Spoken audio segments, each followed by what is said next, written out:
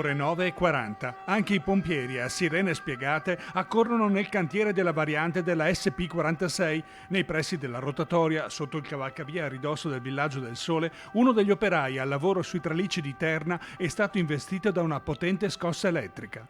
Un vero e proprio arco voltaico partito dalle linee di media tensione soprastanti il traliccio metallico che l'uomo di 49 anni stava montando. La potente scarica, che passata dalla mano e fuoriuscita dal piede, ha necrotizzato parte dei tessuti e ha mandato in fibrillazione il cuore, che ha smesso di battere per alcuni istanti. Provvidenziale infatti l'intervento dei colleghi che hanno prontamente rianimato l'operaio con massaggi cardiaci e defibrillatore per consegnarlo infine ai sanitari del SUEM, salvandogli così la vita. L'uomo in codice rosso per le ustioni subite è stato trasportato all'ospedale San Bortolo.